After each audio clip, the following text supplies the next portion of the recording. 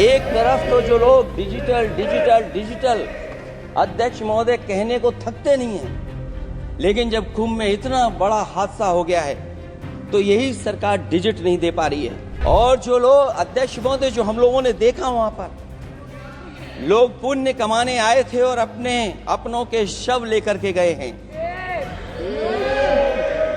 जब ये जानकारी हो गई कि कुछ लोगों की जान चली गई, लाशें हैं जो मोर्चरी में पड़ी हैं, अस्पताल में पड़ी हैं, उसके बाद सोचिए सरकार क्या कर रही है। अपने सरकारी हेलीकॉप्टर में फूल भर करके फूलों को डालने का काम किया। सोचिए ये हमारी कहां की सनातनी परंपरा है। मैं जानना चाहूंगा सदन के माध्यम से हमारे माननीय सदस्य बताएं, न जाने कितनी चप्पलें पड़ी थीं, न जाने कितनी चप्पलें पड़ी थीं, न जाने कितने कपड़े पड़े थे, महिलाओं की साड़ियां थी, कपड़े थे, लेकिन उनको कैसे उठाया गया? उन सबको उठाया गया जेसीबी मशीन से, ट्रैक्टर की ट्रॉली से। उनसे उठा करके कहां फेंका कोई नहीं जानता। कि जहां सरकार बजट के आंकड़े लगातार दे रही है, और जब मैंने अभिभाषण पढ़ा अध्यक्ष महोदय, बहुत सारे आंकड़े सरकार ने दिए हैं। आंकड़े देने से पहले महाकुंभ में मरने वालों के आंकड़े भी दे दें। महाकुंभ की व्यवस्था के बारे में स्पष्टीकरण देने के लिए मेरी मांग अध्यक्ष महोदय, सर्वदलीय बैठक बुलाई जानी चाहिए। महाकुंभ आपदा प्रबंधन व खोया पाया केंद्र की जिम्मेदारी सेना को दी जाए।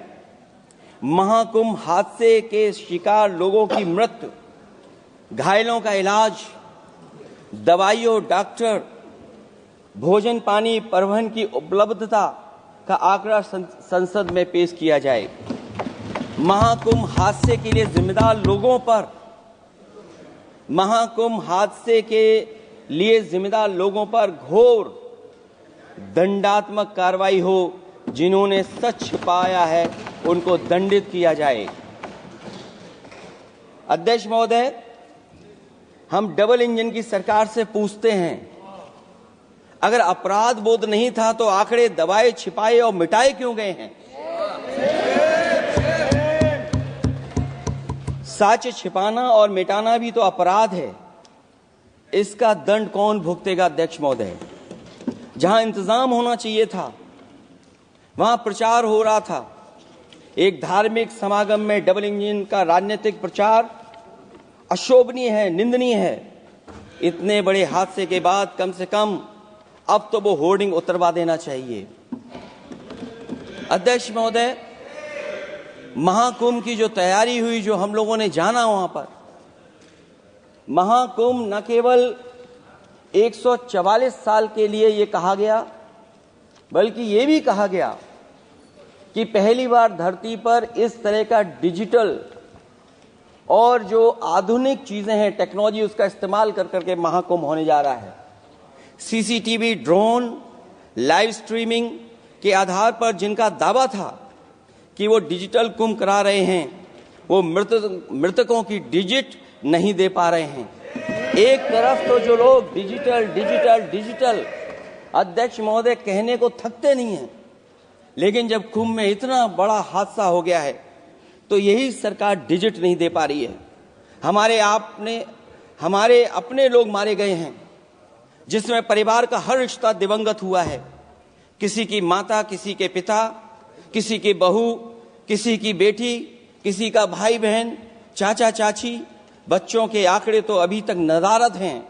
खोया पाया केंद्र ही लोगों को तो नहीं मिल रहा है। जो खोया पाया केंद्र था उसको भी लोग पा नहीं पा रहे, ढूंढ नहीं पा रहे। अध्यक्ष महोदय, कुंभ कोई पहली बार नहीं हो रहा है। कुंभ का आयोजन सदियों से होता आया है। हमारे पौराणिक और हमारे इतिहास के दस्तावेज ये बताते हैं कि समय समय पे जो भी सरकारें रही होंगी, जिसका भी राज रहा होगा अध्यक्ष महोदय, उसने महाकुंभ या इस तरह के कुंभ का आयोजन किया है। एक तरफ तो वो कि जो 144 साल बाद महाकुंभ होने जा रहा है, उसका इतना प्रचार किया। और मैंने तो कई टीवी इंटरव्यूज में, कई समाचार चैनलों पर ये बात सुनने में आई और सुनते रहे हम लोग कि सरकार ने 100 करोड़ लोगों के आने का इंतजाम किया है। और अगर 100 करोड़, अध्यक्ष महोदय, अगर ये बात गलत है तो मैं रिजाइन आपको देना चाहता हूं। अगर अध्यक्ष महोदय, ये माननीय सदस्य लोग अगर ये नहीं सुन पा रहे हैं तो मैं इनको एक एक को, आप नहीं गए स्नान करने, आप स्नान करने नहीं गए, इसीलिए इस तरह की भाषा का इस्तेमाल कर रहे हैं। अध्यक्ष महोदय, ये कहा गया कि 144 वर्ष के बाद ये हो रहा है। जहां तक मेरी समझ और जानकारी कहती है, जो एस्ट्रोनॉमी और एस्ट्रो चीजों को समझते होंगे वो ये स्वीकार करते होंगे, जो भी कुंभ होता होगा वो 144 वर्ष के बाद ही होता होगा। लेकिन ये कहा गया कि नक्षत्र ऐसे हैं, तो मैं अध्यक्ष महोदय सरकार से कहना चाहता हूं कि सतयुग से लेकर के कलयुग तक ये सनातन परंपरा रही है कि संत महात्मा साधु समाज मुहूर्त के हिसाब से शाही स्नान करते हैं। उसमें नक्षत्रों के हिसाब से जो सहयोग बनता है वही शाही स्नान का मुहूर्त होता है। लेकिन भाजपा के राज में ये सनातन परंपरा टूट गई। पहले सरकार ने संत समाज को शाही स्नान रद्द करने का आदेश दिया, जिससे अनादिकाल की सनातन परंपरा टूटी। और फिर जब देश भर में ये बात उठी, तो उन्होंने हादसे को छिपाकर फिर से आदेश दिया कि अखाड़े शाही स्नान करने जाएं। इससे सरकार ने पावन मुहूर्त के स्थान पर अपने मनमाने समय पर स्नान कराने का आदेश दिया। बात उस दिन या तिथि की नहीं होती है, बल्कि निश्चित मुहूर्त काल की होती है। ये सनातन परंपरा तोड़कर इन लोगों ने अच्छा नहीं किया। और ये क्या परंपरा टूटी है कि नहीं टूटी है, मैं समझता हूं अध्यक्ष महोदय मुझसे बेहतर सामने वाले ज्यादा जानते होंगे इसके बारे में। और जो लोग, अध्यक्ष महोदय, जो हम लोगों ने देखा वहां पर लोग पुण्य कमाने आए थे और अपनों के शव लेकर के गए हैं।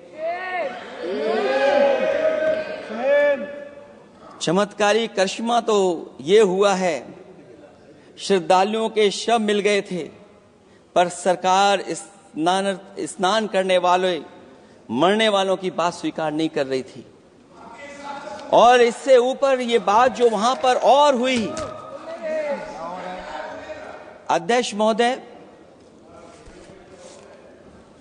जब ये जानकारी हो गई कि कुछ लोगों की जान चली गई, लाशें हैं जो मोर्चरी में पड़ी हैं, अस्पताल में पड़ी हैं, उसके बाद सोचिए सरकार क्या कर रही है। अपने सरकारी हेलीकॉप्टर में फूल भर करके फूलों को डालने का काम किया। सोचिए ये हमारी कहां की सनातनी परंपरा है। मैं जानना चाहूंगा सदन के माध्यम से हमारे माननीय सदस्य बताएं कि जहां लाशें पड़ी रही हों, न जाने कितनी चप्पलें पड़ी थीं, न जाने कितने कपड़े पड़े थे, महिलाओं की साड़ियां थी, कपड़े थे, लेकिन उनको कैसे उठाया गया? उन सबको उठाया गया जेसीबी मशीन से, ट्रैक्टर की ट्रॉली से। उनसे उठा करके कहां फेंका कोई नहीं जानता।